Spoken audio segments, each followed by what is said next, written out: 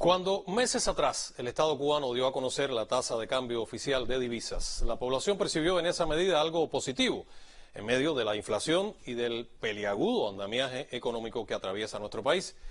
Sin embargo, en este contexto no ha faltado la manipulación del tipo de cambio en los mercados paralelos o informales que la economista venezolana Pascualina Curcio, una estudiosa de estos temas a nivel internacional, considera como un arma de la guerra económica enmarcada en la guerra no convencional y que actúa a lo interno de la economía.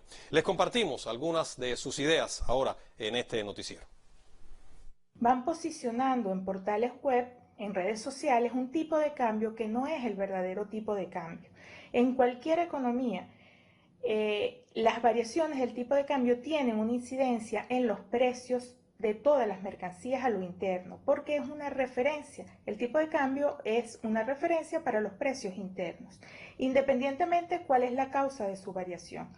En este caso, ya aunque es un tipo de cambio ficticio, manipulados es la referencia y los comerciantes y los industriales cuando van a fijar precios se referencian a ese tipo de cambio porque su naturaleza es maximizar las ganancias. En ese sentido generan una inflación, generan una hiperinflación y es el primer efecto de la manipulación del tipo de cambio. El segundo efecto es un deterioro del poder adquisitivo de la clase obrera porque los salarios, que es el precio de la mercancía fuerza de trabajo, no aumentan ni se ajustan en la misma proporción que la variación de este tipo de cambio. Entonces se genera ese deterioro del poder adquisitivo y por supuesto un malestar en la clase obrera y en la población que es lo que buscan al final, ¿no? La economista venezolana hace referencia al impacto de estos procederes en los procesos inflacionarios y a la manipulación financiera, que en Venezuela en particular ha sido incisiva. La doctora considera que cuando se manipula el tipo de cambio y se incide sobre la inflación, se afecta al 90% de la población. Hemos tenido procesos hiperinflacionarios justamente como consecuencia de esta manipulación. Nos han manipulado el bolívar de entre el 2012, 2013 y la fecha actual 11.000 millones%.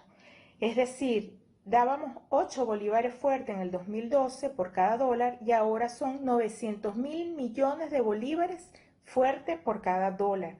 No hay teoría económica que explique esta supuesta depreciación del bolívar. Es un ataque, es un arma de la guerra económica, una de las más poderosas, con todos los efectos que además tiene, ¿no? Hemos tenido años con una hiperinflación de 130.000%, consecuencia de estas variaciones de los precios. La economista señala que el ascenso exponencial de la tasa de cambio se transmite a los costos de producción y a los precios finales de los productos en los mercados de consumo.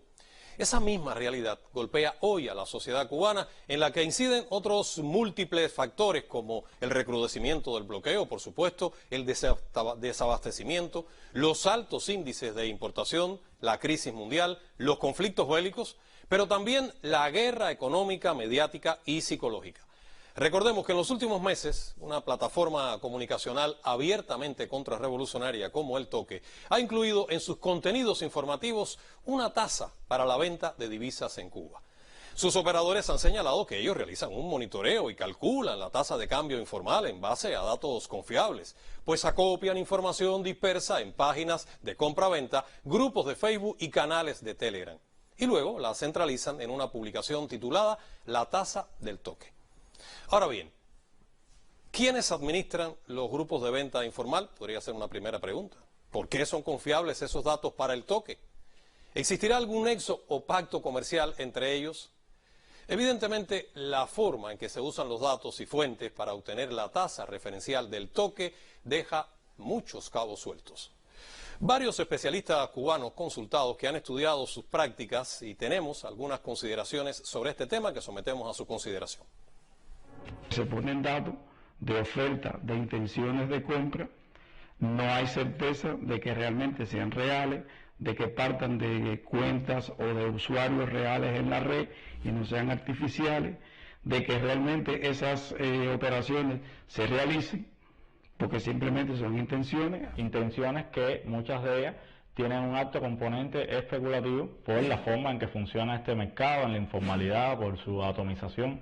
y es algo que puede permear ese resultado final de que se pone, ¿no?, como tasa representativa del mercado. Alguien dice, bueno, yo tengo X cantidad de dólares, o los quiero comprar a tanto, o los quiero vender a tanto, pero eso no es verificable, por lo menos con la información que se publique en esa página. No es lo mismo tomar la señal o la referencia a partir de cómo se ejecuta realmente la transacción a una intención de hacer la misma. No se tiene en cuenta el mercado oficial, el nuevo mercado cambiario que creó el país, no se tiene en cuenta, y además no se tiene en cuenta las operaciones que se hacen persona a persona en efectivo, y todo eso sí influye. Los niveles de venta que se realizan a la tasa oficial tampoco están incluidos y no se ponderan dentro de esa tasa representativa.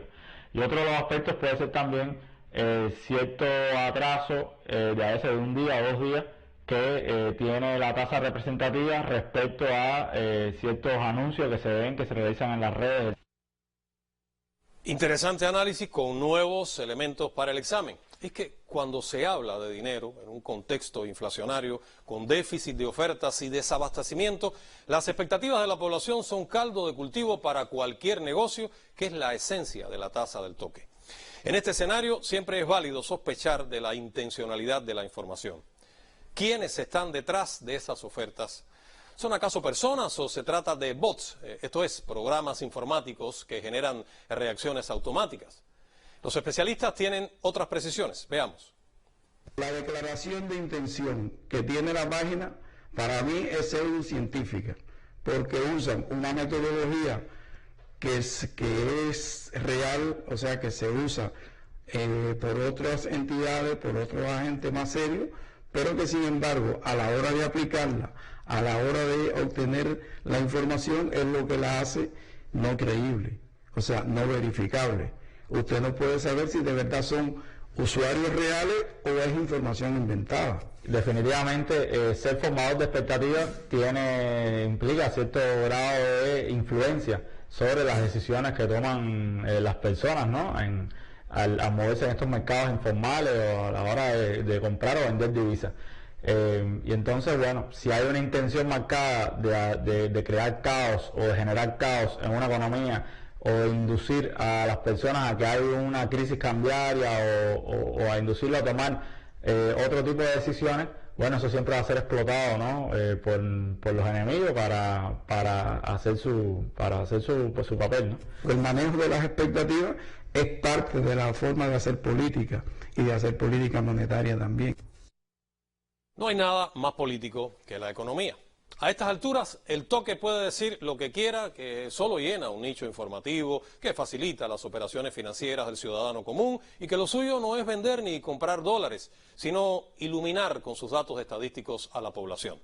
Pero los del toque saben, y lo saben bien, aunque no lo digan, que detrás de tanta buena fe hay otros motivos menos filantrópicos. Los operadores del odio saben hacerlo, disfrazan de bondad lo que a todas luces es otro ejemplo de guerra económica contra Cuba. Seguimos ahora en la misión estelar con la información meteorológica para las próximas horas.